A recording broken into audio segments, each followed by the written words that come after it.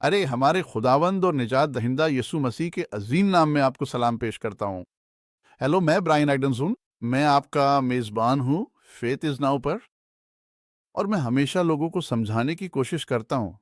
ہم نے اس پروگرام کا نام فیتھ از ناؤ رکھنے کی ایک وجہ یہ ہے کہ بائبل میں لکھا ہے اب ایمان ہے، اور میں نے اسے پلٹ کر ایمان اب ہے، کیونکہ میں چاہتا ہوں کہ آپ جان لیں کہ ہمیں ابھی توجہ دینی ہے۔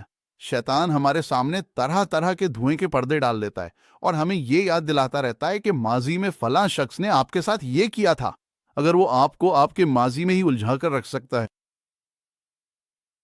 میں شروع میں کہتا تھا کہ جو آپ کے جذبات قابو کرے وہی آپ پر حکمرانی کرتا ہے۔ اگر ماضی میں کسی نے آپ کو دکھ دیا، برا سلوک کیا یا استحصال کیا، تو وہ اب بھی آپ پر حاوی ہے۔ وہ آپ کے جذبات اور آپ کی زندگی پر قابض رہتے ہیں، چاہے آپ انہیں دوبارہ کبھی نہ دیکھیں یا وہ مر بھی چکے ہوں۔ لیکن اگر آپ ان خیالات، اس غصے اور اس کڑواہٹ کو چھوڑتے نہیں ہیں، تو وہ اب بھی آپ پر قابض رہتے ہیں اور آپ کو اپنی منزل تک پہنچنے سے روکتے ہیں۔ آپ اتنے اہم ہیں کہ کسی اور کو یہ اجازت نہ دیں کہ وہ آپ کی تقدیر پہ قابض ہو جائے۔ صرف خدا کی روح کو، میرے دوست، یہ اجازت دیں کہ وہ آپ کے جذبات پر قابض ہو۔ پولیس نے بھی ایک جگہ کہا ہے کہ اپنے مقدس جذبات کو بانٹو۔ اس لیے ہم چاہتے ہیں کہ ہمارا ذہن، ہماری مرضی، ہمارے جذبات، ہماری روح اور ہمارا جسم پاکیزہ ہوں۔ ہمیں اپنی ہر چیز خداوند کے سپرد کر دینی چاہیے، کیونکہ اگر وہ آپ کو ماضی میں ہی رکھے تو آپ اپنا حال کھو دیتے ہیں۔ آپ کا ایمان ابھی ہے۔ یہ وہ وقت ہے جب خدا کام کر رہا ہے۔ نجات ابھی ہے۔ نجات میں شفا، معجزات اور رہائی شامل ہیں۔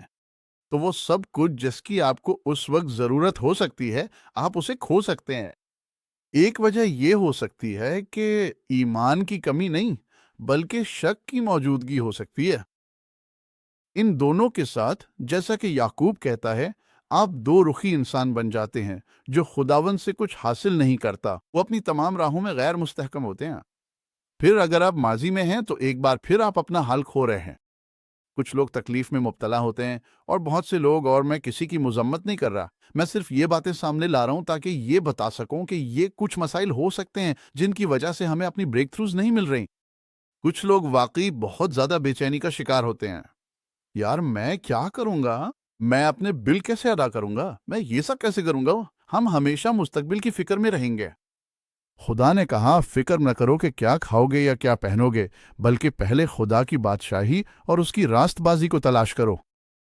اور میں نے یہ جانا کہ جب میں نے خوف کو چھوڑا، یا اصل میں چھوڑا نہیں بلکہ مجھے اسے حکم دینا پڑا کہ وہ مجھ سے چلا جائے، اور میں نے یہ فیصلہ کیا کہ میں خدا پر بھروسہ کروں گا۔ وہ انسان نہیں کہ جھوٹ بولے، اور نہ ہی انسان کا بیٹا ہے کہ وہ بدل جائے۔ جو کچھ اس نے کہا ہے وہی کرے گا، وہ ضرور کرے گا۔ مجھے عبرانیوں میں یسوع کے بارے میں وہ آیت بہت پسند ہے جو عبرانیوں 13:8 میں ہے۔ یسوع مسیح کل، آج اور ہمیشہ یکساں ہے۔ تو دوسرے لفظوں میں، پہلی صدی کی کلیسیا کی جو طاقت کلیسیا کی پیدائش کے وقت ظاہر ہوئی تھی، وہ آج بھی جاری ہے۔ وہ کلیسیا کی بقا کے لیے آج بھی موجود ہے۔ بہت سے لوگ آپ کو یہ سکھانے کی کوشش کرتے ہیں کہ کلیسیا کا ماورائی حصہ اب ختم ہو چکا ہے، اور اب ہمارے پاس صرف کلام ہے، یہی ہمارے اصول ہیں، اور ہم اپنی سوچ اور زندگی کو اسی طرح نیا کرتے ہیں، یہی ہمارا طریقہ ہے۔ ہاں، ہم واقعی ایسا کرتے ہیں۔ ہمیں اپنی سوچ کو دھونا اور اپنی فکر کو نیا کرنا ہے، اپنے آپ کو کلام کے پانی سے دھو کر تبدیل کرنا ہے۔ لیکن اسی وقت پولس نے کہا، میں تمہارے پاس حکمت کے دلکش الفاظ کے ساتھ نہیں آیا، بلکہ خدا کی قدرت کے اظہار کے ساتھ آیا ہوں۔ دیکھیں، اگر آپ مجھے یہ بتا رہے ہیں کہ وہی روح جس نے مسیح یسوع کو مردوں میں سے زندہ کیا، وہی روح جو پانی پر چلا، طوفانوں کو تھاما، کھانا بڑھایا اور یہ سب معجزے کیے، تو میرے دوست، میرا خیال ہے کہ اب وقت آ گیا ہے کہ ہماری زندگی میں بھی کچھ غیر معمولی چیزیں ہونا شروع ہوں۔ کیا آپ مجھ سے اتفاق نہیں کرتے؟ مجھے یقین ہے کہ آپ کرتے ہیں، لیکن آپ مستقبل کے بارے میں فکر مند یا خوف زدہ ہیں، کیونکہ آپ کو ڈر ہے اور آپ کا خدا پر بھروسہ کم ہے۔ مالی طور پر، یا ہو سکتا ہے آپ کو ماضی میں اتنا دکھ پہنچا ہو کہ آپ ماضی میں ہی الجھے ہوئے ہیں اور اپنے حال کو کھو رہے ہیں۔ لیکن پھر ماضی میں ملنے والا وہ دکھ بھی آپ کو اس بات سے ڈرا دیتا ہے کہ کہیں مستقبل میں بھی لوگ آپ کو تکلیف نہ دیں۔ میں ایک خاتون کو جانتا تھا، وہ اپنے شوہر سے اتنی ڈری ہوئی تھی اور اس بات سے اتنی پریشان رہتی تھی کہ کہیں اس کا شوہر اسے چھوڑ کر نہ چلا جائے۔ وہ ہر روز اس پر الزام لگاتی رہی اور آخرکار وہی ہوا جس کا اسے ڈر تھا۔ جب میں نے بعد میں اس سے بات کی تو اس نے حقیقتاً چاہا کہ ایسا ہو جائے تاکہ اس خوف سے نکل سکے کہ کہیں ایسا نہ ہو جائے۔ میں نے کہا، تمہیں اپنے خیالات قابو میں رکھ کر خدا کے سونپ دینے چاہیے تھے۔ ایسا نہیں ہوا، بالآخر ان کی طلاق ہو گئی اور دونوں اپنی زندگیوں میں آگے بڑھ گئے۔ اب وہ واقعی خدا کے ساتھ نہیں ہے۔ یہ سب اس لیے ہوا کیونکہ اس نے اپنے خیالات پر قابو نہیں پایا۔ یہ بھی ایک وجہ ہے، کیونکہ دیکھیں، اپنے خیالات پر قابو پانے کے لیے ایمان چاہیے ہوتا ہے، اور جب آپ کے دل میں معافی نہ ہو تو وہ بے رخی، کڑواہٹ اور غصہ اس محبت کو کھا جاتا ہے جو خدا نے آپ کے لیے مہیا کی ہے یا آپ کے دل میں ڈالی ہے۔ اب اس نے آپ کو محبت کیوں دی ہے؟ یہ بہت سادہ سی بات ہے۔ اس نے آپ کو محبت کرنے کا حکم دیا ہے۔ روح القدس کے بارے میں مجھے یہ بات حیران کن لگتی ہے کہ جو بھی کام اس نے ہمیں کرنے کا حکم دیا ہے وہ اس کام کو کرنے کی طاقت بھی دیتا ہے۔ اس نے ہمیں بیج بونے کا کہا ہے۔ بونے اور کاٹنے کا ایک قانون ہے اور لکھا ہے کہ وہ بونے والے کو بیج دیتا ہے۔ وہ چاہتا ہے کہ آپ بیج بوئیں، وہ چاہتا ہے کہ آپ تقسیم کریں۔ وہ مجھے ہمیشہ لوگوں کی مالی مدد کرنے کے لیے استعمال کرتا ہے۔ وہ مجھے لوگوں کی صحت اور معجزات کے لیے بھی خدمت کرنے کے لیے استعمال کرتا ہے۔ لیکن اس نے مجھے معجزے کرنے کی طاقت دی ہے۔ اس نے مجھے بیج بونے کے لیے پیسے دیے ہیں۔ میرے پاس اتنی فراوانی نہیں کہ سب کو دے سکوں، لیکن بعض اوقات خدا مجھ سے ایسا کرنے کے لیے کہتا ہے۔ لیکن جب وہ ایسا کرتا ہے تو ہمیشہ مجھے اس کے لیے وسائل مہیا کرتا ہے۔ میں یہ نہیں سوچتا کہ او خدایا اب میں کیا کروں گا۔ بہت سے لوگ جب مسیح کے جسم میں دینے کی بات آتی ہے تو وہ دیکھتے ہیں اور کہتے ہیں میرے پاس تو ہے ہی نہیں۔ دراصل خدا آپ سے یہ نہیں کہہ رہا کہ آپ اپنے بلوں کے پیسے یا راشن کے پیسے وغیرہ دے دیں۔ کبھی کبھار وہ آپ کو ایمان میں ایک قدم آگے بڑھنے کو کہہ سکتا ہے، کیونکہ ایمان ایمان نہیں کہلاتا جب تک اس کی آزمائش نہ ہو اور وہ آپ سے دینے کو کہے۔ لیکن میں ہمیشہ لوگوں سے کہتا ہوں کہ سب سے پہلے خدا کو دو، پھر اپنے بل ادا کرو اور آخر میں راشن اور کپڑوں پر خرچ کرو۔ یہی کلیسیا میں مسیح کے جسم کا بائبلی طریقہ ہے۔ اگر آپ کلام میں پڑھیں تو اگر وہ چاہتا ہے کہ آپ دیں اور وہ آپ کو دینے کے لیے آزما رہا ہے تو وہ آپ کو دے گا۔ کچھ نہ کچھ غیر معمولی طور پر آ جائے گا۔ کوئی ایسا شخص آ جائے گا جس کی آپ کو توقع نہیں ہوگی۔ اکثر ایسا ہوتا ہے کہ ہم کہتے ہیں ہم تو باہر کھانا کھانے نہیں گئے، ہم نے خریداری بھی نہیں کی، اور ہم اس غیر متوقع چیز کو لے لیتے ہیں، اور حقیقت میں ہم وہ بیج کھا رہے ہوتے ہیں جو ہمیں بونا چاہیے تھا، جو ہمیں فصل دیتا۔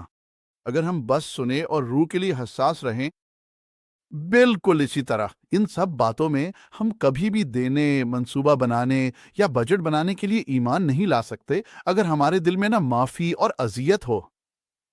تو میں چاہتا ہوں کہ آپ معافی کو سمجھیں، کیونکہ خاص طور پر اگر آپ خدمت میں آنے والے ہیں تو آپ کو ایسے لوگ ملیں گے جو آپ کے ساتھ غلط کریں گے، آپ کو تکلیف دیں گے، آپ کے خلاف بات کریں گے۔ آپ کو ستایا جائے گا، آپ پر جھوٹے الزامات لگیں گے۔ آپ کو یاد رکھنا چاہیے کہ انہوں نے پہلے مسیح سے نفرت کی تو مجھ سے بھی کریں گے۔ میں افسیوں سے خدا کے ہتھیاروں کے بارے میں پڑھوں گا، جس کے بارے میں آپ سب نے سنا یا بات کی ہوگی۔ لیکن آج کی اس تعلیم میں آپ کو دکھاؤں گا کہ میرا ایمان ہے کہ ہتھیاروں کا ایک حصہ معافی میں چلنا بھی ہے۔ افسیوں باب 6 آیات 10 سے 14 تک۔ آخر میں میرے بھائیوں، خداوند میں اور اس کی قدرت کے زور میں مضبوط ہو جاؤ۔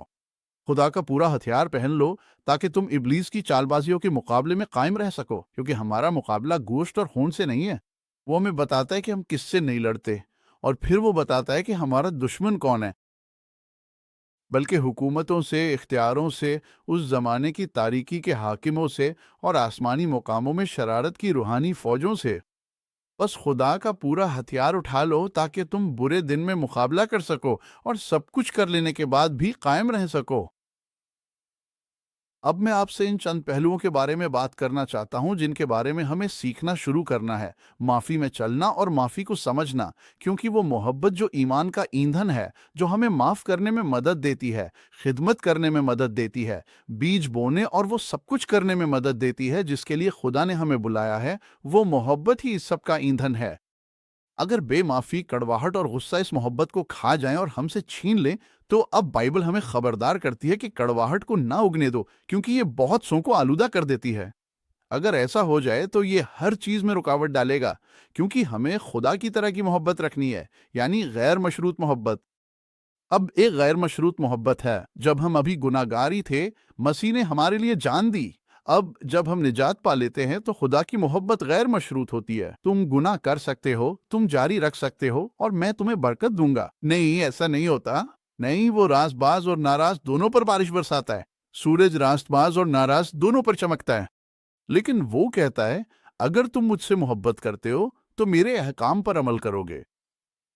تو ایک غیر مشروط نجات سے پہلے والی محبت ہے، اور اب ایک تربیتی اصلاح اور ایک عمل سے گزرنے والی محبت ہے، جیسا کہ میں اسے کہتا ہوں جب ہم نجات پا لیتے ہیں، کیونکہ پاکیزگی اصلاح کے ذریعے آتی ہے، پاکیزگی رہائی کے ذریعے آتی ہے۔ تو ہم سب سے پہلے غیر مشروط محبت کی بات کر رہے ہیں۔ خدا کی معافی غیر مشروط محبت میں جڑی ہوئی ہے۔ خدا محبت اور رحمت کی وجہ سے معاف کرتا ہے، نہ کہ انسانی اعمال پر منحصر ہو کر۔ یہ آغاز ہے، لیکن خدا کی برکتیں اور اس کا فضل اطاعت اور اعمال پر آتا ہے۔ اس لیے ہمیں بے معافی کے معاملے میں توبہ کی حالت میں رہنا چاہیے۔ دوسرا نمبر توبہ کا ہوگا۔ معافی حقیقی توبہ سے اتنی جڑی ہوئی ہے۔ توبہ میں اپنی غلطیوں کو تسلیم کرنا، پشیمانی محسوس کرنا اور اپنے رویے کو بدلنے کی مخلصانہ کوشش کرنا شامل ہے۔ صرف یہی نہیں، آپ جانتے ہیں پطرس نے یسوع سے پوچھا کہ میں اپنے بھائی کو کتنی بار معاف کروں؟ 7 بار۔ مجھے نہیں معلوم کہ اس نے یہ روحانی یا مذہبی عدد سمجھ کر کہا تھا یا نہیں، لیکن یسوع نے فرمایا، میں تم سے یہ نہیں کہتا کہ 7 بار، بلکہ 7 بار 70 بار۔ دوسرے الفاظ میں، میرا یقین ہے کہ یسوع یہ فرما رہے تھے کہ جب تک انسان توبہ کرتا رہے، لیکن ایسے وقت بھی آئیں گے جب لوگ توبہ نہیں کریں گے۔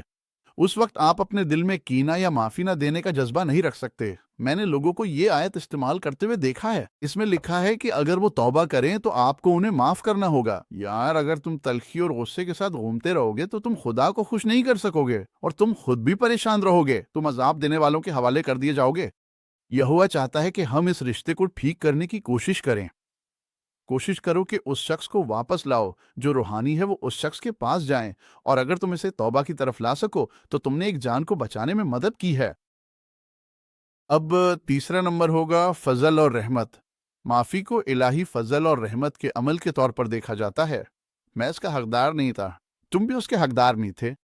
یہ کوئی ایسی چیز نہیں ہے جسے انسان اپنے اعمال سے حاصل کر سکے، بلکہ یہ خدا کی طرف سے محبت اور ہمدردی کے باعث مفت عطا کی جاتی ہے۔ فضل کے ذریعے ایمان کے ساتھ تمہیں نجات ملتی ہے، یہ کسی عمل کے سبب نہیں، تاکہ تم یا میں فخر نہ کریں۔ اب یہ کفارہ میں پایا جاتا ہے۔ خون بہائے بغیر گناہوں کی معافی نہیں ہوتی، یہی معافی ہے۔ اور کفارہ خدا کے کامل اور بے گناہ بیٹے کی قربانی سے ادا ہوا۔ اب ہمیں حکم دیا گیا ہے، ہدایت دی گئی ہے۔ ہدایت کہنا بہتر لگتا ہے، لیکن حقیقت میں یہ حکم ہی ہے کہ ہم دوسروں کو معاف کریں۔ تو تقریباً تمام مذاہب انسانوں کو یہ سکھاتے ہیں کہ وہ دوسروں کو معاف کریں، جیسا کہ خدا نے انہیں معاف کیا، اور اس کی اہمیت پر زور دیتے ہیں۔ تمہیں یہ مل چکی ہے، جس طرح تمہیں بغیر کسی قیمت کے ملی، اسی طرح تمہیں بھی بغیر کسی قیمت کے دینی چاہیے۔ یہ خیال کہ اگر خدا ہمیں معاف کرتا ہے تو ہمیں بھی چاہیے کہ ہم ان لوگوں کو معاف کریں جنہوں نے ہمیں نقصان پہنچایا ہے۔ اور اب جانتے ہیں، کبھی کبھی میری دعا کی قطاروں میں مجھے بہت سے ایسے لوگ ملتے ہیں جن کے دل میں میرے لیے تو کوئی ناراضگی نہیں ہوتی، لیکن وہ دوسروں کے لیے معافی نہیں رکھتے۔ اور اکثر اوقات یہ بہت بار ہوتا ہے، حقیقت بھی یہی ہے، وہ اپنے آپ کو معاف نہیں کر پاتے۔ میں بار بار غلط فیصلے کرتا رہتا ہوں، میں بار بار واپس جا کر اسی شخص کے ساتھ گناہ کرتا ہوں، اور انہیں اس مقام پر آنا پڑتا ہے جہاں وہ خود کو معاف کریں۔ آپ خود کو معاف کریں، آپ دوسروں کو معاف کریں، لیکن آپ میں سے کچھ شاید خدا سے ناراض ہیں۔ آپ کہتے ہیں، او میرے خدا، میں خدا سے ناراض کیسے ہو سکتا ہوں؟ ہم اکثر خدا کے بارے میں غلط اندازہ لگاتے ہیں اور اس پر جھوٹا اور سخت فیصلہ کرتے ہیں۔ آپ نے ماں کے لیے دعا کی، لیکن ماں پھر بھی فوت ہو گئی۔ آپ نے اپنی شادی کے لیے دعا کی، لیکن پھر بھی طلاق ہو گئی۔ آپ نے نوکریوں کی دعا کی، وہ کھو دیں یا ملی ہی نہیں۔ آپ نے سوچا خدا یہ خدمت دے گا، پر ایسا نہ ہوا۔ ہم اکثر کہتے ہیں کہ وہی کریں گے جو خدا کہے گا، بشرطے کہ خدا ہماری مرضی کرے، پر ہم خدا کو حکم دینے والے کوئی نہیں ہیں، وہ ہمارے لیے کام نہیں کرتا۔ ہمیں یہ بات صحیح طور پر سمجھنی چاہیے۔ کیا آپ متفق نہیں ہیں؟ ہم مٹی ہیں، وہ کمہار ہے، وہ خالق ہے۔ ہم مخلوق ہے، یوسف کو خدا کی طرف سے ایک رات کے خواب میں نبوتی پیغام ملا، اور اس نے دیکھا کہ لوگ اس کے سامنے جھک رہے ہیں، یہاں تک کہ اس کے اپنے گھر والے، اس کے والدین بھی۔ لیکن اچانک اس کے بھائی اس سے حسد کرنے لگے۔ وہ اسے مارنے والے تھے، وہ اسے قتل کرنے والے تھے، لیکن انہوں نے اسے کنویں میں پھینک دیا، ایک جانور کو مارا، اس کے کوٹ پر خون لگا دیا، اور اس کے والد کو بتایا کہ اسے کسی جانور نے مار ڈالا ہے۔ انہیں غلام بنا کر بیچ دیا گیا۔ وہاں حالات بہتر ہوئے تو ایک عورت نے ان پر جھوٹا الزام لگا دیا۔ وہ آخرکار جیل میں پہنچ گیا اور کئی سال تک جیل میں رہا۔ ایسا لگتا نہیں تھا کہ جو کچھ خدا نے اسے بتایا تھا وہ پورا ہوگا۔ لیکن دیکھیں، پھر بائبل کہتی ہے کہ یوسف کے کلام نے اس کو آزمایا یہاں تک کہ وہ پورا ہو گیا۔ دیکھیں، میں کہتا ہوں کہ ایمان نہیں ہوتا ہے جب تک کہ وہ آزمایا نہ جائے۔ خدا کا کلام آپ کو آزماتا ہے تاکہ یہ دیکھا جا سکے کہ آپ واقعی خدا کے کلام پر ایمان رکھتے ہیں یا نہیں۔ یہ لکھا ہے کہ یوسف کے کلام نے اس کو آزمایا یہاں تک کہ وہ پورا ہو گیا۔ اس سے مجھے یہ پتا چلتا ہے کہ وقت کی اہمیت ہے۔ آپ کو بلایا گیا تھا، داؤد کو بادشاہ ہونے کے لیے مسا کیا گیا تھا 15 سال پہلے، اس کے بادشاہ بننے سے پہلے، اور ان میں سے 8 سال وہ بھاگتا رہا اور ظلم و ستم برداشت کرتا رہا، اور بادشاہ ساؤل جو حقیقت میں اس کا سسر تھا اسے مارنے کی کوشش کر رہا تھا کیونکہ اس نے دیو کو مار ڈالا تھا۔ اس نے بادشاہ کی بیٹی کا ہاتھ جیتا اور محل میں رہنے لگا تھا۔ پھر اسے بھاگ کر غاروں میں چھپنا پڑا اور ایک عجیب و غریب زندگی گزارنی پڑی، لیکن اس نے اپنے خواب سے ہار نہیں مانی۔ اس نے اس مقصد سے بھی ہار نہیں مانی جو خدا نے اس سے بیان کیا تھا۔ اور دیکھیں، ہمیں ایسا لگتا ہے کہ اگر ہمارے لیے ریڈ کارپٹ نہیں بچھایا گیا، اگر ہمیں شہر کی چابی نہیں ملی، اگر سب کچھ بالکل ٹھیک نہیں ہے، تو او میرے خدا، پھر شاید یہ خدا کی طرف سے نہیں ہے۔ لیکن یہ سچ نہیں ہے۔ وعدہ شدہ سرزمین تک جانے والا راستہ آزمائشوں سے بھرا ہوا ہے، یہ راستہ تکلیفوں سے بھرا ہوا ہے، یہ راستہ مخالفتوں سے بھرا ہوا ہے۔ صرف اس لیے کہ آپ نجات پا گئے ہیں اور خدا نے آپ کو معاف کر دیا ہے، شیطان آرام سے نہیں بیٹھے گا، وہ ریٹائر نہیں ہوگا، وہ ہار نہیں مانے گا۔ تو آپ کو ثابت قدم رہنا ہوگا۔ استقامت، یاد رکھیں، اس آیت کے مطابق سب کچھ کرنے اور زرہ پہننے کے بعد آپ کو بس ثابت قدم رہ کر خدا اور اس کے کلام پر بھروسہ کرنا ہے۔ اگرچہ ایسا لگتا ہے جیسے خدا کا کلام پورا نہیں ہو رہا، میں آج اس پروگرام میں اس بات کو ذرا مختلف انداز میں پیش کرنے جا رہا ہوں۔ یہ ایسے ہے جیسے کوئی میرے پاس آ کے کہے، بھائی تمہارے پاس بہت سا پیسہ آنے والا ہے۔ میں کہتا ہوں خدا نے مجھے قحط کے وقت میں بیج بونے کے لیے غیر معمولی بیج عطا کیے ہیں۔ آپ کہیں گے لیکن خدا کہتا ہے کہ پیسہ آ رہا ہے۔ بالکل ٹھیک، خدا ان چیزوں کو بھی بلاتا ہے جو موجود نہیں جیسے وہ موجود ہوں۔ تو اگر وہ کہتا ہے کہ پیسہ آ رہا ہے اور سب کچھ ٹھیک ہو جائے گا تو میں اسی کی توقع رکھوں گا۔ ایک قحط اور خشک سالی آنے والی ہے، گاڑیاں خراب ہو جائیں گی، فریج خراب ہو جائیں گے، ایسی چیزیں ہوں گی۔ اور اس لیے جب ایسا ہو تو مجھے یہ نہیں کرنا کہ میں بولوں اور سوچوں سب کچھ برا ہے، سب کچھ خراب ہو رہا ہے۔ میں وہ بیج نہیں بو رہا، وہ الفاظ جو فصل کے لیے بیج ہوتے ہیں۔ خدا نے مجھے ایک نبوی کلام دیا ہے تاکہ میں ایسے بیج بو سکوں جو ایک غیر معمولی فصل لے کر آئیں گے۔ ابراہیم اور اسحاق دونوں نے قحط کے وقت میں بیج بوئے، لیکن انہوں نے 100 گنا فصل کاٹی کیونکہ انہوں نے کہا میں بیج بو رہا ہوں، خدا اس کو مسا کر رہا ہے اور اس کو پانی دے رہا ہے، اور خدا میری مدد کرے گا کہ اضافہ ہو۔ تو ہمیں یہ کہنا ہے کہ اب ایسا لگے گا جیسے جو کلام آپ کو ابھی ملا ہے وہ پورا نہیں ہو رہا۔ اس نے کہا تھا پیسے آئیں گے پر میں خالی ہاتھ ہوں، پیسہ اور برکت آئے گی مگر گاڑی خراب ہے۔ کوئی بات نہیں، اے خدا، نئی گاڑی، بہترین سودے اور میکینک کے لیے تیرا شکر ہے۔ تو مجھے بونے کے لیے بیج دے رہا ہے، تو مجھے پیسے دے رہا ہے کہ میں یہ ٹھیک کر سکوں۔ تم کہو گے میں اس نبوی کلام کو تلوار کی طرح لے رہا ہوں اور میں اس پر عمل کروں گا۔ میں کسی کو مخاطب بابا ہوں، تمہیں یہ سننے کی ضرورت تھی کیونکہ تم ایسے ہو جیسے میرے پاس تو کلام ہے لیکن کچھ بھی ٹھیک نہیں ہو رہا۔ تمہارا کلام تمہیں آزما رہا ہے کہ تم امتحان میں پورے اترو بھائی، امتحان میں پورا اترو بہن۔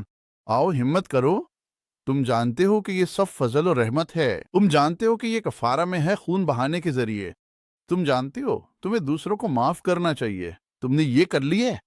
اب یہ ہمیں پختگی اور تقدس کے عمل میں مدد دیتا ہے اور یہ سیکھنے میں کہ ہم حالات پر نہیں بلکہ کلام پر ایمان لا کر کیسے بڑھ سکتے ہیں۔ خدا کی معافی کو کبھی کبھی ایک موقع کے طور پر دیکھا جاتا ہے تاکہ لوگ اپنی غلطیوں سے سیکھیں اور پھر روحانی طور پر ترقی کریں۔ ہم سب کو روحانی طور پہ بڑھنا چاہیے۔ یہ صرف معاف کیے جانے کی بات نہیں، بلکہ تجربے کے ذریعے بہتر انسان بننے کی بھی بات ہے۔ ہمیں تاریکی کی بادشاہت سے خدا کے بیٹے کی طرف منتقل کیا گیا ہے، لیکن ہمیں صرف اس منتقلی پر نہیں رکنا چاہیے، بلکہ ہمیں اس دنیا کے مطابق نہیں ہونا چاہیے، بلکہ تبدیل ہونا چاہیے، بدلنا چاہیے اپنے سوچنے، عمل کرنے اور ہونے کے انداز کو۔ اب ہمیں بننا ہے اور باپ کی طرح نظر آنا شروع کرنا ہے۔ اگر تم نے بیٹے کو دیکھا ہے تو تم نے باپ کو دیکھا ہے۔ تم نے یہ جملہ سنا ہے اور تم نے یہ بھی سنا ہے کہ یسوع نے یہ کہا تھا، وہ انہی کی طرح عمل کرتا تھا، انہی کی طرح بولتا تھا۔ وہ کیسے باپ کو دیکھ سکتے تھے اگر وہ اسے دیکھتے تھے؟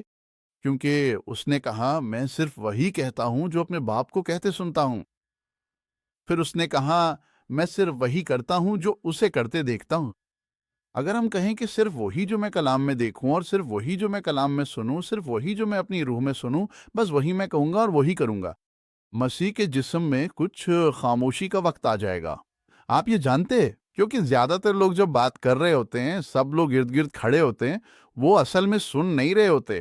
وہ صرف یہ سوچ رہے ہوتے ہیں کہ جب یہ شخص خاموش ہو جائے گا تو وہ کیا کہیں گے، اور امید کر رہے ہوتے ہیں کہ یہ جلدی چپ ہو جائے، کیونکہ جیسے کہ میں تم سے زیادہ جانتا ہوں، ہر کوئی جو کچھ نہیں ہے وہ کچھ بننا چاہتا ہے۔ ہمیں فضل، رحم اور محبت میں ہونا چاہیے۔ اور قیادت کی سب سے بڑی خصوصیت جو ان سب سالوں کے بعد میں نے جانی ہے، میں بہت معذرت خواہ ہوں، یہ سیکھنے میں مجھے اتنے سال لگ گئے ہیں، لیکن قیادت کی سب سے بڑی خصوصیات میں سے ایک یہ ہے کہ سننا اور سمجھنا سیکھیں کہ یہ شخص کیا کہہ رہا ہے۔ ہو سکتا ہے ہم تلخی محسوس کریں، اس لیے بطور مسیحی بہن بھائی ہم ایک دوسرے کی مدد اور معافی کی نصیحت کر سکتے ہیں، کیونکہ صرف ہمیں ہی نہیں بلکہ ان کو بھی معافی کی ضرورت ہے جنہیں ہم نے تکلیف دی۔ ہم نے ان سے چوری کی، ہم نے کچھ غلط کیا جب ہم ایمان والے نہیں تھے، یا شاید ایمان لانے کے بعد بھی، اور ہم پاکیزگی میں صحیح طریقے سے عمل نہیں کر رہے تھے۔ ہمیں معاف کرنا ہے، ہمیں معافی مانگنی ہے۔ لیکن ہم لوگوں کی حوصلہ افزائی کر سکتے ہیں، اپنی کچھ کہانیاں سنا سکتے ہیں، یار میرے ساتھ بھی ایسا ہی مسئلہ تھا، لیکن جب میں نے معاف کیا، جب میں نے اللہ کے طریقے پر عمل کیا۔ یہی وہ ہے جو ہم کرنا چاہتے ہیں۔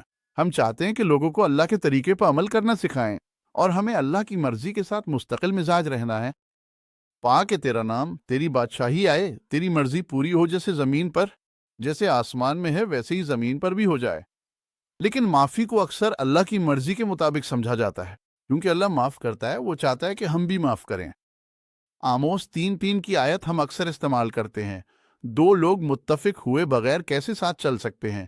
اگر اللہ معاف کرنے والا ہے تو آپ بھی معاف کریں اور اس کے ساتھ ہم آہنگی میں چلیں۔ لیکن اسے اکثر اللہ کی مرضی کے مطابق سمجھا جاتا ہے، اور وہ مجموعی منصوبہ جو اللہ نے افراد اور انسانیت کے لیے بنایا ہے۔ کیا یہ انسانوں اور معاف کیجیے گا، اللہ کے درمیان تعلق کو بحال کرنے کا ایک طریقہ ہے؟ میری کتاب جو میں نے لکھی ہے The Power of Forgiveness، اس میں ایک جملہ ہے جو ہر صفحے پر گونجتا ہے، اور وہ یہ ہے کہ ایمان اللہ کو حرکت دیتا ہے، لیکن معافی اس کی طاقت کو آزاد کرتی ہے۔ اور پولوس نے کہا، میں دلکش حکمت کے الفاظ کے ساتھ نہیں آیا، بلکہ طاقت کے مظاہرے کے ساتھ آیا ہوں۔ تو ہم اللہ کی طاقت کو معاف کر کے اور معافی کے اس ہتھیار کو استعمال کر کے جو اللہ نے ہمیں دیا ہے آزاد کر سکتے ہیں۔ میں آپ کو کچھ تعریفات دینا چاہتا ہوں، کیونکہ میرا نہیں خیال کہ بہت سے لوگ واقعی سمجھتے ہیں کہ معافی کا مطلب کیا ہے، اور آج کی اس تعلیم کا پورا مقصد حصہ دوم یہ ہے کہ آپ کو معافی کے بارے میں سمجھایا جائے۔ ڈکشنری کے مطابق معافی کا مطلب ہے کسی غلطی یا جرم کو معاف کرنا، معاف کر دینا، یا دستبردار ہونا، یا میرے خلاف کسی بھی غصے کو چھوڑ دینا۔ بس میں اسے جانے دیتا ہوں، میں اب اس بات پر مزید غصہ نہیں رہوں گا۔ قرض کی معافی، تمہیں پیسے واپس کرنے کی ضرورت نہیں، میں نے تمہیں بری کر دیا۔ یہی کچھ مسیح نے ہمارے ساتھ کیا، اس نے بس ہمارے قرض معاف کر دیے۔ اس نے حقیقت میں ہمارے قرض ادا کیے، اب ہمیں وہ قرض ادا کرنے کی ضرورت نہیں ہے۔ کسی مجرم پر سزا عائد کرنے یا جرم کے بدلے مناسب عمل کا مطالبہ کرنے سے باز رہنا۔ میں تمہارا دوست نہیں بنوں گا۔ دیکھو، اب ہم ہمیشہ کسی ایسے شخص کے ساتھ تعلق نہیں بنا سکتے جس نے واقعی ہمیں دکھ دیا ہو، واقعی ہمیں تکلیف دی ہو یا زیادتی کی ہو، لیکن ہم پھر بھی اسے معاف کر سکتے ہیں۔ پھر میرا ایمان ہے کہ خدا چاہتا ہے کہ ہم ایک قدم اور آگے بڑھیں، اور وہ چاہتا ہے کہ ہم دعا کریں کہ خدا بھی معاف کرے۔ یاد ہے مسیح صلیب پر تھے، انہوں نے انہیں معاف کر دیا تھا، یہ بالکل واضح تھا، لیکن پھر بھی انہوں نے کہا، اے باپ، انہیں معاف کر دے، وہ نہیں جانتے کہ وہ کیا کر رہے ہیں۔ معاف کرنا، بغیر دل میں رنجش رکھے معاف کرنا، یہ تعریفیں زیادہ مضبوط ہیں اور یہ لغت سے لی گئی ہیں۔ اس کا مطلب ہے کہ جرم کی وجہ سے جو سزا بنتی ہے اس سے بری کر دینا۔ معاف کرنا یعنی کسی غلطی یا قصور کو بغیر سزا یا بدلہ مانگے نظر انداز کر دینا۔ اگلی بات یہ ہے کہ الزام دینا یا دل میں رنجش رکھنا چھوڑ دینا، ذمہ داری سے آزاد کر دینا۔ اپنے مسائل کا الزام ان پر دینا اور انہیں بہانہ بنانا چھوڑ دو۔ معاف کرنا یا نظر انداز کرنا، کسی کے خلاف دل میں بغض نہ رکھنا، اب مزید اس کے خلاف نہ ہونا۔ آئیے بات کرتے ہیں کہ جب ہمیں معاف کیا جاتا ہے تو اصل میں کیا ہوتا ہے؟ کیونکہ میں نے محسوس کرنا شروع کیا، یا دراصل اللہ تعالیٰ نے میرے ذہن میں یہ بات ڈالی کہ جب مجھے معاف کیا گیا تو غیر معمولی چیزیں ہونے لگیں۔ جب مجھے آسمان سے معافی ملی تو روح القدس نے میری زندگی میں معجزے کرنا شروع کر دیے۔ اب میں دوبارہ پیدا ہو چکا تھا، میں نجات پا چکا تھا، ماضی کی ساری چیزیں مر چکی تھی اور ختم ہو گئی تھیں۔ میں مسیح میں ایک نئی مخلوق تھا، کچھ نیا جو پہلے کبھی موجود نہیں تھا۔ بس اگر کوئی شخص مسیح میں ہے تو وہ ایک نئی مخلوق ہے، پرانے سب کام ختم ہو گیا، دیکھو سب کچھ نیا ہو گیا ہے۔ یہ 2 کرنتھیوں 5 باب آیت 17 میں ملتا ہے۔ ایک نئی مشکیزہ تھی، میں بس آسمان سے نئی میں سے بھرنے کے انتظار میں تھا۔ یہ روح القدس ہے، مجھے تاریکی کی بادشاہی سے نکال کر خدا کے بیٹے کی روشنی کی بادشاہی میں منتقل کر دیا گیا تھا۔ یاد رکھیں، ایمان خدا کو حرکت میں لاتا ہے، لیکن معافی اس کی قدرت کو آزاد کرتی ہے۔ وہ پیغام جو ہمیں سنانے کا حکم دیا گیا ہے وہ خوشخبری ہے۔ گناہ کی سزا ادا ہو چکی ہے، جس کا مطلب ہے کہ گناہ کی طاقت ہماری زندگیوں سے توڑی جا سکتی ہے۔ توبہ اور گناہوں کی معافی اب مسیح کے وسیلے سے دستیاب ہے۔ یہی خوشخبری ہے، یہی اچھی خبر ہے۔ ہمیں ہمیشہ کے لیے باپ سے جدا رہنے کی ضرورت نہیں ہے۔ ہمیں مر کر اپنی ابدی روح کو جہنم میں ہمیشہ کی قید میں گزارنے کی ضرورت نہیں ہے، بلکہ ہم اسے اپنے باپ کے ساتھ ایک خوبصورت اور پیارے مقام پر گزار سکتے ہیں۔ ہمارے پاس یہ پیغام ہے کہ معافی اور بحالی عمودی طور پر خدا کے ساتھ اور پھر افقی طور پر انسانوں کے درمیان دستیاب ہے۔ ہمارے پاس ایک افقی پیغام بھی ہے جس کے بارے میں وہاں بات کر رہا تھا۔ ہمیں یہ بھی سنانا ہے کہ انسان کو معاف کرنا چاہیے۔ واہ! اور یہ صرف ہم ہی نہیں کہ۔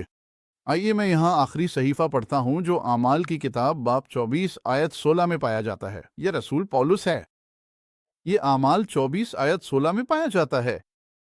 اسی وجہ سے میں ہمیشہ کوشش کرتا ہوں کہ میرا ضمیر خدا اور انسان دونوں کے سامنے بے قصور رہے۔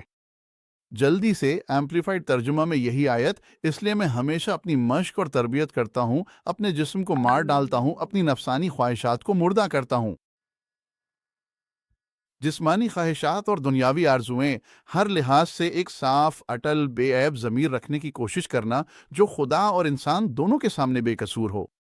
واہ! رسول پولس نے گملیل اور ان لوگوں کے زیر سایہ تعلیم حاصل کی تھی، اسے بھی اس پر محنت کرنی پڑی۔ شاید آپ اور مجھے بھی اس پر محنت کرنی پڑے گی۔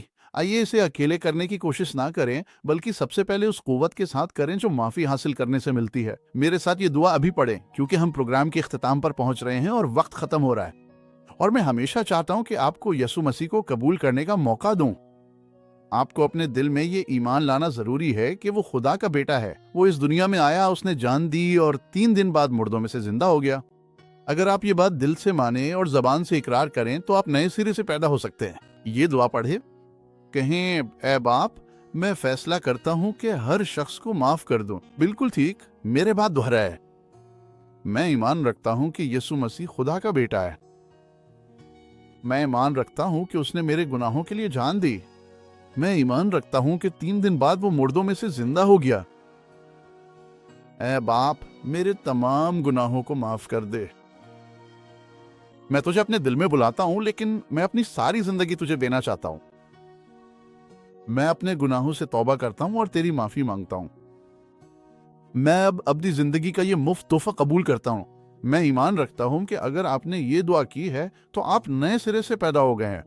اسی بائبل پر ایمان رکھنے والی کلیسیا میں جائیں، پادری کو بتائیں کہ آپ کو پانی میں بپتسمہ لینا ہے، آپ کو شاگردی کی ضرورت ہے۔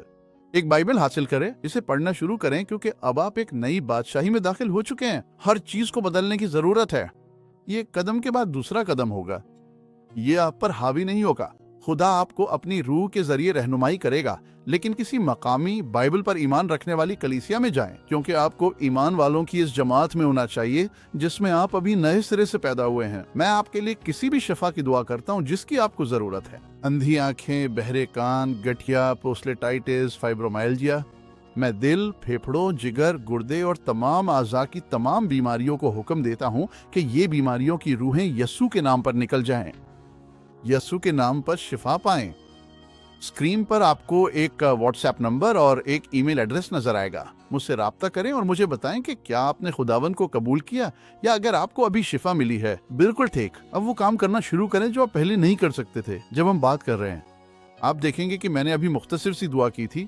خدا کی شفا دینے والی طاقت ہمیشہ موجود ہے اور اس نے آپ کے لیے سب کچھ مہیا کر دیا ہے۔ رابطہ کریں اور بتائیں کہ آپ یہ پروگرام دیکھ رہے ہیں۔ اپنی تجاویز یا وہ باتیں بتائیں جن پر آپ چاہتے ہیں کہ میں بات کروں۔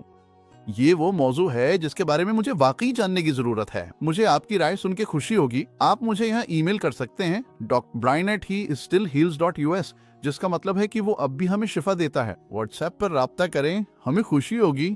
ہیلو، یہ ڈاکٹر برائن ایڈمز ہے، اور اگلی بار تک میں واقعی یہ توقع کر رہا ہوں کہ ہر دن آپ کے لیے روزانہ معجزے ہوں۔ خدا آپ کو برکت دے، اور آپ جانتے ہیں کیا، آپ خاص ہیں۔